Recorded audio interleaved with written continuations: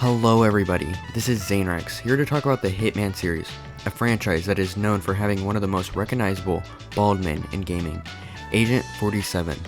Sorry, wrong image. Nope, definitely not that one. Close enough. Anyways, while Hitman is most known for its open-ended gameplay, creative assassinations, and large sandbox levels, there is also a long and often overlooked story behind it all.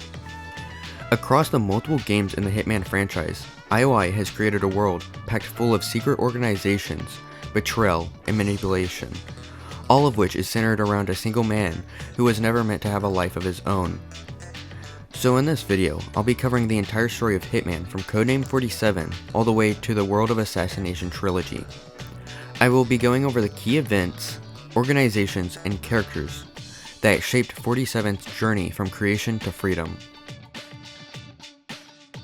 Hitman Codename 47, released November of 2000, is where everything began and marks the start of the timeline for the series. Codename 47 starts its story in a secret asylum in Romania, where a man with a shaved head and a barcode tattoo wakes up with no memory of who he is. This man is Agent 47, a genetically engineered clone created by a scientist named Dr. Ortmeyer. Ortmeyer designed 47 using the DNA of himself and 4 other powerful men.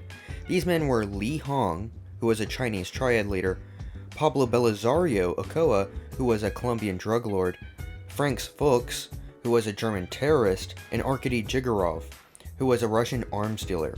All of these men helped fund and create 47 alongside Ortmeyer. After 47 escapes the asylum, he begins working for the International Contract Agency, or the ICA for short, where he is assigned missions by his handler, Diana Burnwood. Throughout the game, 47 unknowingly eliminates each of his genetic fathers, only for him to find out that Ortmeyer was behind it all, and was using him to clean up loose ends. When the truth is revealed to 47, 47 turns on Dr. Ortmeyer and kills him inside the asylum. The story then continues with 47 leaving the facility for the last time. By the end of Codename 47, 47 is finally free, but without any idea of who he truly is. Hitman 2 Silent Assassin, released October of 2002, picks up shortly after 47's escape from the asylum. In an attempt to leave his violent life behind, 47 hides in a Sicilian monastery under the care of Father Vittorio, a priest who becomes his closest friend and moral anchor. For a short time, 47 tries to live peacefully, but his violent past quickly catches up to him when Father Vittorio gets kidnapped. We as the player eventually learn that Father Vittorio was kidnapped by the Sicilian mob.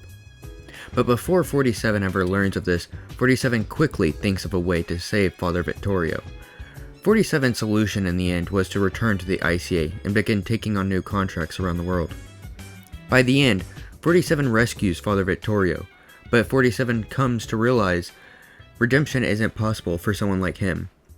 He chooses to return to the life he knows best, leaving the monastery behind. Hitman Contracts, released April of 2004, serves as a reflection of Agent 47's past.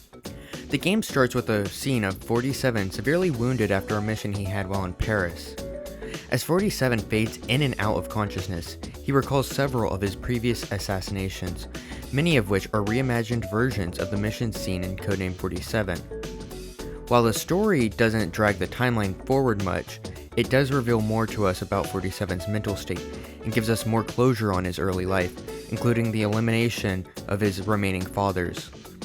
Hitman Contracts also sets the stage for the events that unfold in Hitman Blood Money.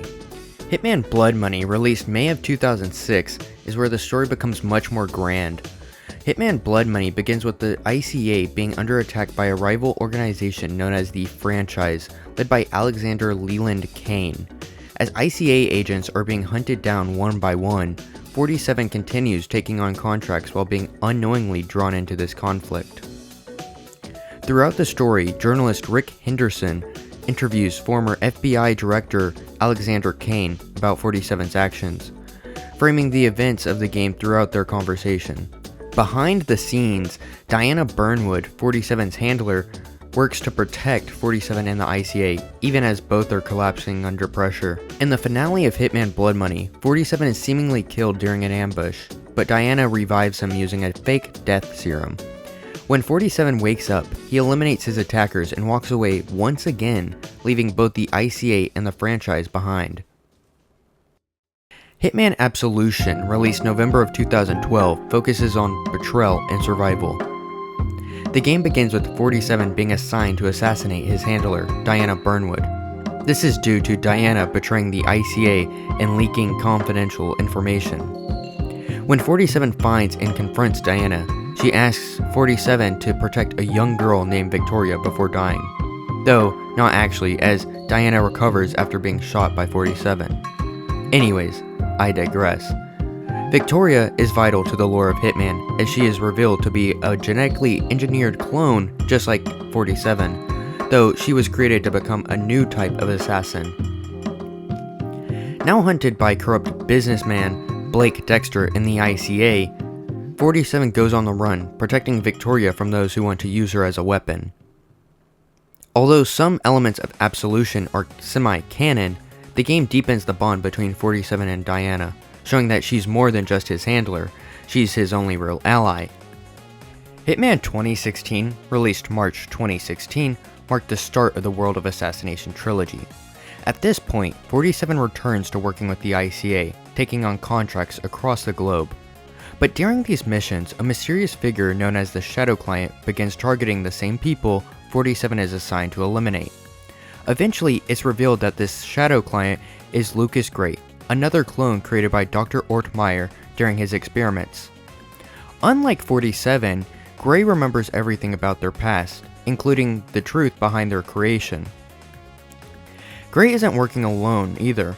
He's teamed up with Olivia Hall, a skilled hacker, and together they're trying to bring down Providence, a secret organization made up of powerful people who quietly control world events from behind the scenes. As 47 and Diana continue their work with the ICA, they start to realize that the contracts they've been carrying out are connected to Providence, meaning they've unknowingly been helping the very people Gray is trying to destroy.